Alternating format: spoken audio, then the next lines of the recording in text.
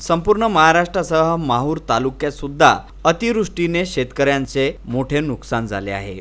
त्याच अनुषंगाने जिल्हाधिकारी अरुण डोंगरे यांनी दिलेल्या आदेशावरून तहसील कार्यालय माहूर यांना धनादेश दिनांक 22/10 रोजी नांदेड जिल्हा मध्यवर्ती सहकारी बँकेच्या माहूर शाखेत जमा केला। मात्र आतापर्यंतही शेतकऱ्यांना तो धनादेश मिळाला नाही। त्यानंतर शाखाधिकारी शेख अकबर शेख वजीर यांनी 6 नोव्हेंबर रोजी यादी मिळाली नसल्याबाबतचे तहसीलदारांना पत्र दिल्याचे उजागर झाले आहे। माहूर तालुक्यात 2018च्या खरीप हंगामात झालेल्या अतिवृष्टीने एकूण 83 महसूल गावातील शेतकऱ्यांच्या सर्व पिकांचे व काही भागात शेतजमिनींचे मोठ्या प्रमाणात नुकसान झाले।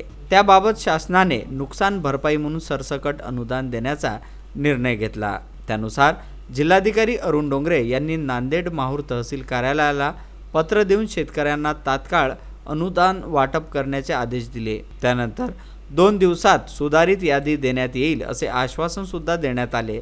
त्यावर विश्वास ठेवत तो धनादेश जमा करून घेण्याची माहिती व्यवस्थापक शेख अकबर यांनी 7 नोव्हेंबर रोजी पत्रकारांना दिली आणि तहसीलदार कार्यालयाने खातेनिहाय सुधारित यादी द्यावी अशी अपेक्षाही यावेळी करण्यात आली। 4 नोव्हेंबर रोजी बँकेने परत केलेली सदोष यादी तशीच कपाटात ठेवून संबंधित महिला क्लर्क रजेवर गेल्याने शासनाची मदत हे शेतकऱ्यांना पोहोचली नाही। त्यामुळे शेतकऱ्यांचे अतोनात हाल होत आहे।